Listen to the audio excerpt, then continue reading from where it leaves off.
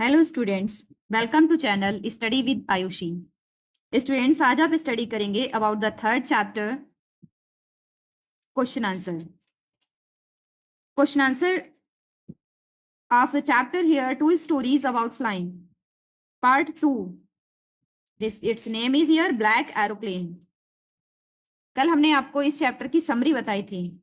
उम्मीद है कि आपने उसे स्टडी कर लिया होगा, और नहीं भी किया है तो आप एक बार समरी को जरूर स्टडी करें ताकि आपको ये क्वेश्चन आंसर ज्यादा जल्दी समझ में आ जाए और सही से समझ में आएंगे। ओके स्टूडेंट्स, तो हम अब फर्स्ट क्वेश्चन देखते हैं इसका। तो आपका फर्स्ट क्वेश्चन है यहाँ पर, I will take the risk, what is the risk and why does the narrator take it. Narrator ने रिस्क क्यों ली थी? Its answer is here, a huge storm was braving up and the author was keen to reach his home to spend his holiday with his family.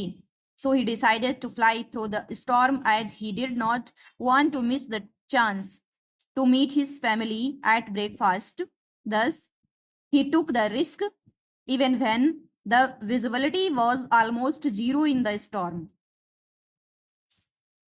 क्या था कि भयंकर तूफान मंडरा रहा था और लेखक अपने परिवार के साथ छुट्टियां बिताने के लिए घर पहुंचने को बेताब था। इसलिए उन्होंने तूफान के बीच से ही हवाई यात्रा करने का फैसला किया, क्योंकि वे नाश्ते के समय अपने परिवार से मिलने का मौका नहीं गंवाना चाहते थे। इस प्रकार उन्होंने तूफान में लगभग शून्य दृश्यता होने के बावजूद भी जोखिम उठाया। ओके, तो स्टूडेंट्स, अब आप सेकेंड क्वेश्चन देखेंगे। सेकेंड क्वेश्चन है आपका, describe the narrator's experience as he flew the aeroplane into the storm. क्या है कि वर्णनकर्ता के उस अनुभव का वर्णन कीजिए जब वह विमान को तूफान में उड़ा रहा था। अब इसका आंसर क्या है देखते हैं। Its answer here, as the pilot means author entered the storm. जैसे ही पायलट जो था तूफान में दाखिल हुआ, his plane started jumping and twisting. उसका विमान जो था वो उछलने लगा और मुड़ने लगा। He could not see anything outside the plane. क्या था कि बाहर अंधेरा होने के कारण उसे कुछ भी दिखाई नहीं दे रहा था। एज इट वॉज ब्लैक, सब कैसा दिख रहा था? काला। When he looked at compass, जब उसने कंपास को देखा, एंड अदर इंस्ट्रूमेंट को देखा, they had stopped the function due to storm, और वे सभी तूफान की वजह से काम करना उन सब ने बंद कर दिया था। It was terrible and fearsome experience for him, और उसके लिए यह बहुत भयानक और डरावना अनुभव था। The fuel tank was almost empty, fuel tank भी पूरी तरह से खाली हो रहा था। And he could not fly more than 10 minute, अब 10 मिनट से ज्यादा फ्लाई नहीं कर सकता था। नाउ हियर, देन ही सा अनदर ब्लैक एरोप्लेन, फिर उसने क्या देखा? दूसरा एक ब्लैक कलर का एरोप्लेन था नेक्स्ट टू हिम, उसके सामने ही। And the pilot of the plane signalled him to follow. अब जो उसने दूसरा एरोप्लेन देखा था, उस विमान के पायलट ने उसे उसका पीछा करने का संकेत दिया। It was a surprise for the narrator as the other black plane was having no light. He followed him without any choice and landed safely on the runway. कहानी के लिए यह एक आश्चर्य की बात थी, क्योंकि दूसरा काला विमान जिसमें कोई रोशनी नहीं थी, बिना किसी विकल्प के उसका पीछा करता हुआ रनवे पर सुरक्षित रूप से उतर गया। ओके, उम्मीद है कि समझ में आया होगा। Now students, your next question here, why does the narrator say I landed and was not so sorry to back away from the old Dakota? इसमें इस क्वेश्चन में क्या किया गया है कि जो राइटर था वो कहता है, उसने वो ऐसा क्यों कहता है कि मैं उतरा और पुरानी डकोटा से दूर जाने का मुझे कोई अफसोस नहीं था। ऐसा वो क्यों कहता है? तो it's answer here, he was delighted to land safely out of dark stormy clouds, so he was not sorry to back away from his plane, यानी घने तूफानी बादलों से सुरक्षित बाहर निकलकर उतरने पर वह बेहद खुश था. He felt bad when he was no able to thank his guide who guided and saved him from the frightening situation, but he was so happy after landing that he did not feel sorry for not being able to thank the guide pilot. क्या था कि घने तूफानी बादलों से सुरक्षित बाहर निकलकर उतरने पर वह बेहद खुश था, इसलिए विमान से उतरने पर उसे कोई अफसोस नहीं हुआ. उसे इस बात का दुख था कि वह अपने गाइड को धन्यवाद नहीं दे पाया जिसने उसे उस भयानक स्थिति से बचाया था. लेकिन उतरने के बाद वह इतना खुश था कि गाइड पायलट को धन्यवाद न दे पाने का उसे कोई अफसोस नहीं हुआ. Okay, so its answer is here. Now next question बेटा. What made the woman in the control center look at the narrator strongly? Question में आस्क किया गया है कि नियंत्रण केंद्र में बैठी महिला ने कथानक को अजीब तरह से क्यों देखा? क्यों देखा था? Answer here, the woman in the control center looked at the narrator strangely because the narrator asked him about the black aeroplane and she saw no one except the narrator's aeroplane in the sky during the storm. Even the radar showed only the narrator's plane that night in the sky.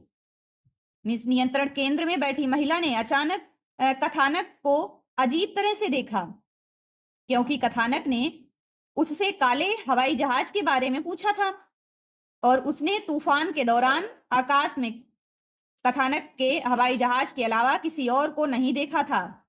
यहां तक कि radar पर भी उस रात आकाश में केवल कथानक का विमान ही दिखाई दे रहा था, इसलिए उसने उससे अजीब तरह से देखा. Now next question is here. Who do you think helped the narrator to reach safely? Discuss the among yourself and give reason for your answer. तो बेटा क्वेश्चन है आपका यहां पर कि आपके विचार से कथानक को सुरक्षित स्थान पर पहुंचने में किसने मदद की? आप लोग आपस में इस पर चर्चा करें और अपने आंसर के लिए कारण बताएं. तो बेटा इसका आंसर क्या है कि it is very difficult to say about the unknown pilot who help the narrator, यानी उस अज्ञात पायलट के बारे में कुछ कहना बहुत मुश्किल था. किसके बारे में? जिसने कथावाचक की मदद की. But probably it was the narrator himself that helped him to overcome the fear to the storm as no other plane was seen in the radar except the narrator's Dakota plane. In that fearsome situation he might have been hallucinating. He himself was a good pilot and brave enough who helped himself land safely. लेकिन शायद कथावाचक ने खुद ही तूफान में डर पर काबू पाने की उसकी मदद की क्योंकि रडार पर कथावाचक के डकोडा विमान के अलावा कोई दूसरा विमान दिखाई नहीं दे रहा था. उस भयावह स्थिति में शायद उसे मतिभ्रम हो रहा था. वह खुद एक कुशल पायलट और इतना बहादुर था कि उसने खुद को सुरक्षित लैंडिंग कराने में कामयाबी हासिल की. Okay, its answer is this. Now next question here. Why did the writer follow the pilot to another aeroplane? तो बेटा क्या है क्वेश्चन कि लेखक ने दूसरे विमान के पायलट का पीछा क्यों किया? So its answer is here. The writer followed the pilot of another aeroplane because he could not see any other plane on the radar except that one during the storm. He had no choice but to trust and follow that pilot's path to overcome the fear and land safely. क्या था कि लेखक ने दूसरे विमान के pilot का पीछा किया क्योंकि तूफान के दौरान रडार पर उसे उस विमान के अलावा कोई दूसरा विमान दिखाई नहीं दे रहा था। उसके पास डर पर काबू पाने और सुरक्षित लैंडिंग करने के लिए उस पायलट पर भरोसा करने और उसके मार्ग का अनुसरण करने के अलावा कोई दूसरा विकल्प नहीं था। Okay, its answer here. Now next question is here, what did the writer feel inside the cloud? क्या है क्वेश्चन आपका कि लेखक को बादल के अंदर कैसा महसूस हुआ?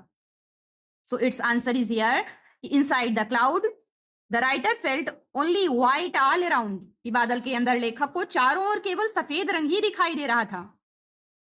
He felt as if he were in the huge white room or in cotton wool. उसे ऐसा महसूस हो रहा था मानो वह किसी विशाल सफेद कमरे में हो या रुई से लिपटा हुआ हो। It was a calm, silent and peaceful feeling, yet a little strange and lonely. यह एक शांत, मौन और सुकून भरा एहसास था, फिर भी थोड़ा अजीब और अकेलापन महसूस कराने वाला था। He felt a wonderful scene of freedom and excitement to be flying through the clouds. बादलों के बीच उड़ने से उसे अद्भुत स्वतंत्रता और रोमांस का अनुभव हुआ। Okay, so this is your answer here.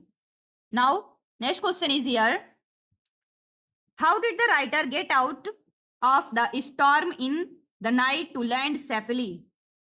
Question है आपका कि लेखक रात में आए तूफान से बचकर सुरक्षित रूप से उतरने में कैसे सफल रहा?